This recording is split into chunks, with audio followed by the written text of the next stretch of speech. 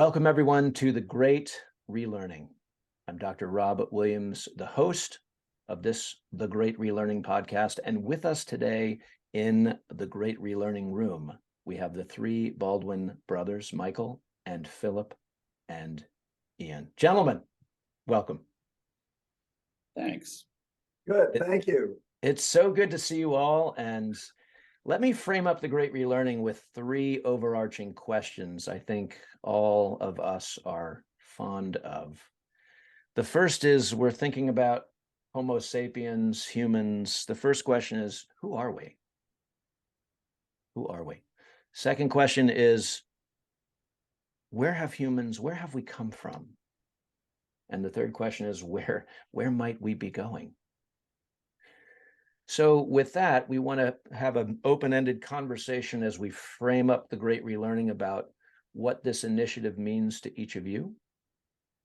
And Michael, you're welcome to kick us off. Okay, thank you, Rob. Yes. I think I'll kick off by saying the three of us were labeled by a great friend as incurably curious. And so I do find it interesting how three brothers come together on a quest that they share a great deal of passion for. And we've had, 3 decades worth of exploratory reading. And I suppose it all began with the creation of the Marion Institute, which in the beginning was called the Hunch Bunch, where we thought there was more to, let's say, life than was evident or easy to understand. And in those days, we had 8 topics that we pursued with workshops and conferences, everything from health and healing to death and dying to indigenous traditions to business and transition, the paranormal, et cetera, et cetera. And that really was sort of a catalyst, maybe, or at least brought us together, because we met a great deal at these conferences and at these workshops. And each of us, I think, contributed quite a lot to the huge success of those workshops and conferences over the, 10 plus years that we featured them. And then in addition, as far as my own particular interest in the who are we, where do we come from, where are we going, as a student of Tibetan Buddhism, where naturally the word compassion plays a huge role. And I love the way, the Dalai Lama, if you need one word to explain what Tibetan Buddhism is all about, it's just kindness. Yeah. I started to observe the real lack of kindness in the world. And what an odd phenomenon when everybody loves an act of compassion or kindness that's done towards them. And then of course, the famous random act where somebody, pays for your dinner unexpectedly or pays for your toll on a bridge. But the point being, we really don't have a lot of kindness going. And I started to sort of think about reasons why. And I think the biggest one I came up with for me was this gender imbalance, whereby if you allow the male traits to go unchecked or unbalanced by the female traits, you get an awful lot of manipulation, control, greed, domination. And that, I think, is really all pervasive pretty much in the world today. So that's a biggie. I'll go through quickly. The next one is what I call the religion of science, where if it can't be proved, it can't exist. Therefore, it negates an enormous amount of reality that I think the three of us totally embrace and believe in, which gets us to the nub of the crisis.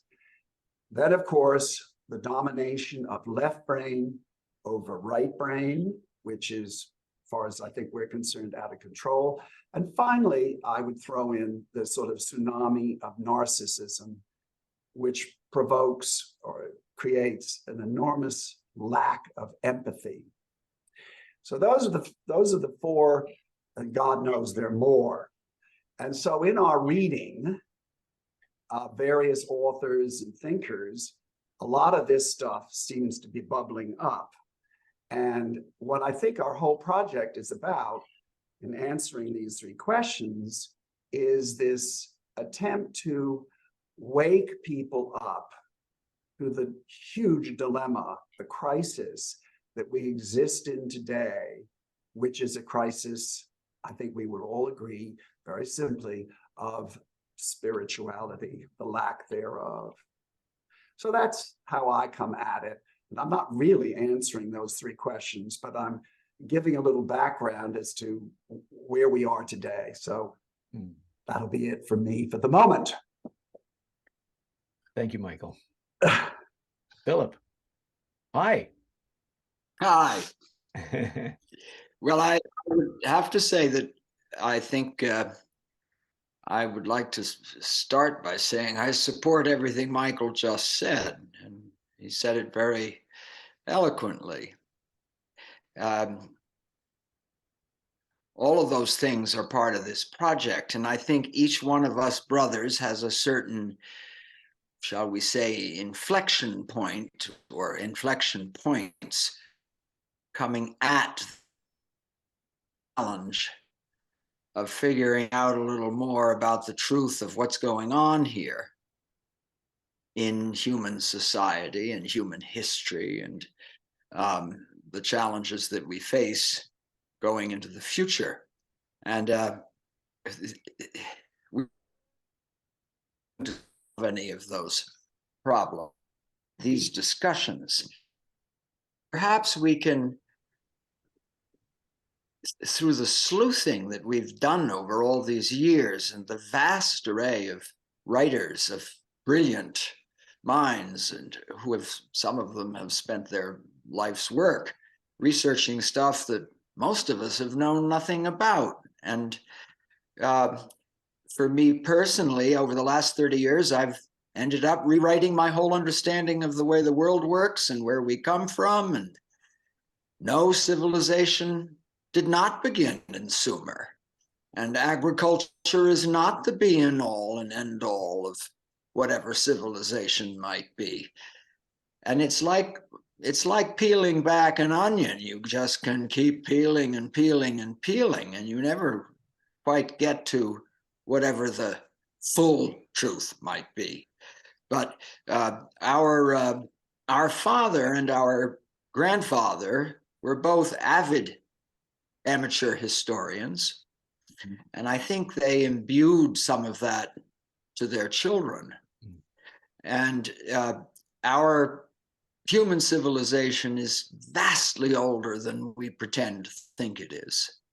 At least that's what our reading has shown us, and we'd like to explore that much further. Because one of the things that happens when you go into so many of these other cultures besides our own culture of the Western Greek and Roman tradition, is that there are vastly different ways of looking at the world, of which ours is one. And it's hard not to be prejudicial, but certainly we want to try. And we also want very hard to try to look at the whole world history. Indigenous history is just as important as Greek and Roman history. Oriental, Chinese, Indian history is every bit as important as the history of Plato and Aristotle and Socrates and so forth. My wife and partner and I did an art project this past year in which we discovered a civilization called the Harappans. They were only discovered by archaeologists in the 1920s. Everything that we've been able to learn about them says that they were a very egalitarian society, a highly advanced society, running at the same time as the Mesopotamians and the Egyptians. What does that mean? A society, a real civilization without hierarchy and priests, and it's a very surprising story. And you push that, and you discover there are a lot of those. Mhm. And so I think that a big part of what we want to do is recalibrate our understanding of human history, going back, way back, possibly even back into the last ice day, last cycle of the ice age and earlier. And all of these things thread together. And the only last point I'd like to make is it is the contrast between these, all of our different societies in the world, through which I think we might get clues to weave a better fabric. Because we've simply got to find a way going forward, if we're going to go forward, a way going forward that's desirable. And I think one of the problems we face today is we're asking ourselves, is the future staring at us desirable? And I think I've said probably more than enough. Mm. Good. Yeah, thank you, Philip. Ian. All right. Well, first I want to say that we have been involved for 30 years. And I find this collaboration that is very recent, very spontaneous, and happened, as the four of us know, just over the last 2 or 3 months. A very meaningful development. And we're using a medium that all of us have intense pro and con feelings about, but that medium is permitting us to do what we're doing. And the Marion Institute, which Michael and Margie founded 30 years ago, or roughly, is the sponsor. So I feel we're very fortunate in that, but that is also a point of continuity. Mm. Mm-hmm. I've been involved in the environment professionally and otherwise for 50 years. And so I have a tendency to be curmudgeon. A lot of water has gone under the dam and not much is new under the sun, but there are some things that are new.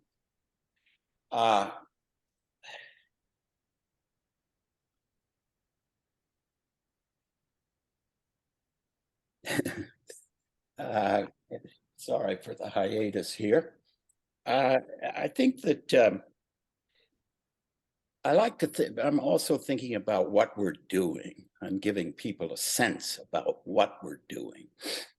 In 2007, Paul Hawken wrote a book, and he's been a friend of all of ours over the years, called Blessed Unrest.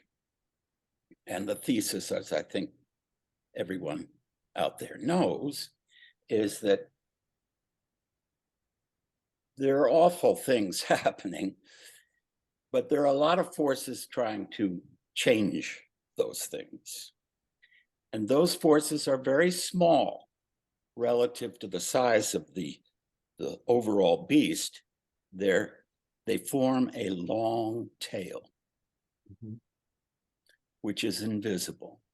And that's where I think this podcasting, we're part of a community. We're not isolated. And that community is so informal and so leaderless that it has a certain kind of strength, which I think some people are beginning to realize leadership has to be, I don't know whether democratic is the word, leadership has to be generalized. Every one of us is a leader. Otherwise, we don't do this change business.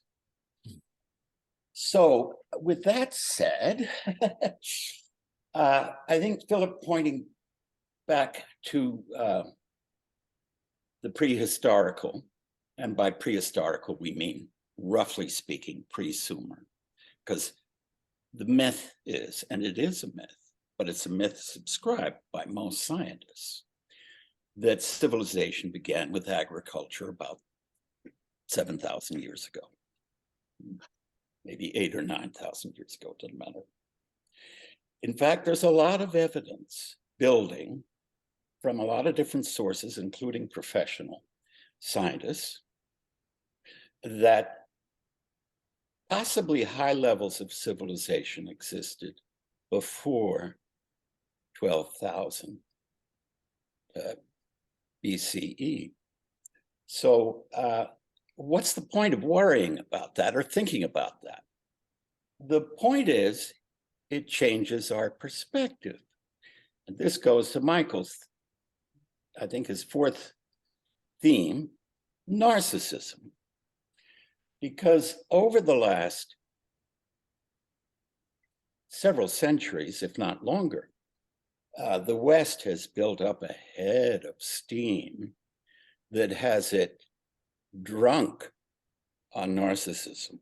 Now, there are layers and levels of narcissism. I can be narcissistic in my way, et cetera, but we're talking about a civilizational narcissism.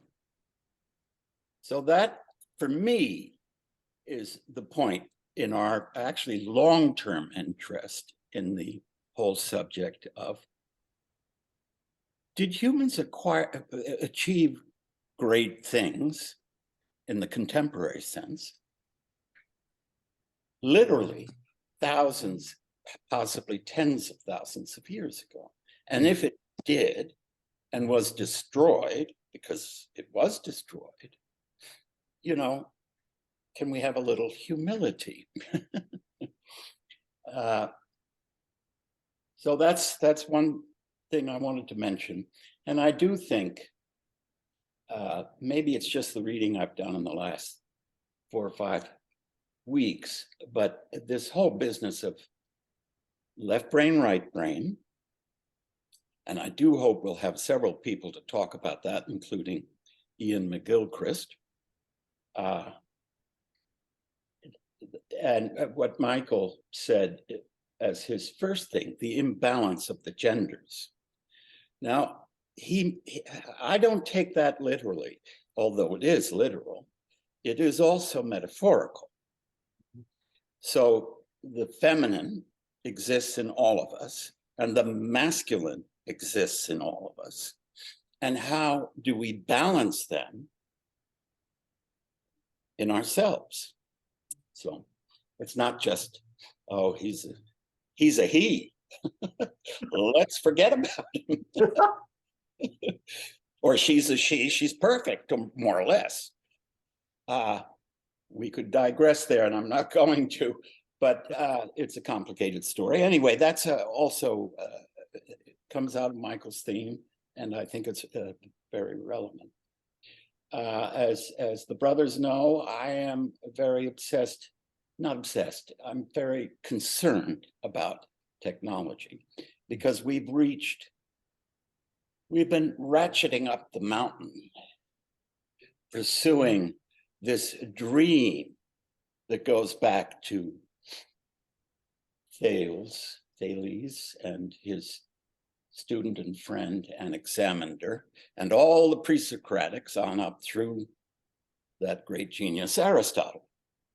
And that dream is that the body and nature are not great things. They need to be controlled. They need a better, more perfect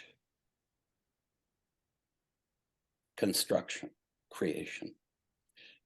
Immensely complicated. I'm not going to touch on all the complications, but we've now reached the point where we're trying to do that. The machine is us, and we're in the process. We've got I'm going to reach for something here just so that my wickedly bad memory doesn't cave in on me. Here is an announcement dated from Common Dreams, dated 30th of May. 280 top dogs in the artificial intelligence world, 80 of them scientists, the rest just players, have said, whoa, let's take a pause here. We're in trouble. And they're not going to pause. And we're rolling the dice yet again. But that's I think we're really up against it. And I'm very moved that the four of us, can have a little role in this long tail and make this project something fun and interesting. Very good. Very good. Well, beautifully said, all three of you. Philip, please. Well, I just thought I'm not quite sure that Ian, I thought Ian was great. Obviously, it's important that we acknowledge each other. And it is marvelous how our perspectives complement one another a great deal of the time. One of the themes that Michael is often on about is the other side of the coin of kindness, which is cruelty. And when you go in that rather dark channel, you find yourself confronting with a repetitive pattern in human behavior, which really causes great upset. And it seems to reach across all cultures in many different ways. But here, as I mentioned in what I said, it's very hard to remain objective and outside of one's personal prejudices. But when you look at the Judeo-Christian tradition, for example, and the way in which the rest of the world appears, in large measure, at least superficially, to have succumbed to it, and often, I dare say mostly, at the point of a bayonet. And a lot of this is, from my reading, very much tied up with monotheism and this sense of exclusivity that seems to come by definition with monotheism, causing mayhem throughout history. And I don't think we're done with that. In fact, I think we may be going back into a darker phase of that as we speak. So there is in our search, I think, a genuine desire to look for the best and find what is good amongst us as a species. But in order to do that, we will also have to confront our darker sides. Yeah. I believe that that's part of this conversation. We have to be somewhat fearless in, if I can put it that way, in confronting our demons. And so I don't mean to bring us down to a sort of a bummer, but we got to be mindful of this business. And I just wanted to add that. Yeah. Glad you did. The only further thing I might say, which I've said before, from my point of view, this is sort of an attempt at a wake up to a, let's say, more accurate, perhaps, although we have to discover all of that together as opposed to preach, awareness about reality.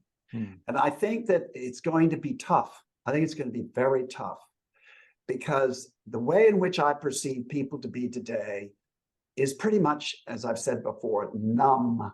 They are numb. people do not respond deeply to really key words that are bandied about as being so incredibly important, which they are, like compassion or like gratitude or like forgiveness. And then, as I've said before, the biggie, love. And you sort of go, well, you know, look at them tearing up a little bit or whatever, but it doesn't go any further. It doesn't go any further beyond sort of skin deep. And I think it's because we've evolved into this sort of numbness from, I don't know, so many millennia of devolving situation.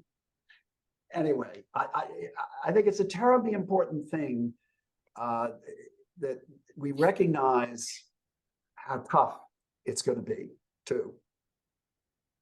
But nothing ventured, nothing gained. Nothing ventured, nothing gained. And yes, the numbness is there. And today, a lot of fear is out there. Yeah. And I mean, we could speculate a good long while on what that is and why it is and what's going on. I think we just need to remind ourselves and whoever our listeners might be that we're trying to pose good questions, right, that don't have easy answers and may not have answers. right. So as you said at the beginning, one of you, we were brought up to be curious, and curiosity has landed us at where we are here. Yeah. The three of us with the maestro, and so we're here to get people to answer or attempt to answer some really profound and personally relevant, universal, I think, personally relevant questions. And there are so many people out there. So this is a service, in a sense, that we're trying to this is our contribution. Very good. I think it was Rilke who said, live the questions. Yeah. Right, famously. So I think, you know, my sense, my feeling is that we're here to live the questions together and create a community around these questions with these authors that the three of you are summoning, and will grace us with their time and talent and wisdom. I should say just a word about our format here at the Great Relearning. We are doing something fairly unique. I'll be interviewing regularly an author that you three have agreed should be our next in flow. And then each of you will have a chance to listen to that conversation. And then we're going to bring the four of us together to reflect in what I'm calling in my head the relearning room, to reflect on the conversation with that author that I had. And we're going to put all that together into a single podcast, video and audio, so that we enjoy the conversation, yes, and also enjoy the reflections of the three of you and beyond on that conversation. And each of you bring to this table vast experience, communities, perspectives, and I think most powerfully the fraternal bond, which is really powerful. Good. Yeah. Great. Well, thank you, gentlemen. I'm looking forward. I'm looking forward to this, and thanks to the Marian Institute for supporting this, of course, and to the three of you for making the time and energy to make this happen. And we will see ourselves again, the four of us, after we introduce our very first guest, which we're going to keep a surprise. So, thank you, Rob. yes, we will. So much. We will see all of you soon. Thank you.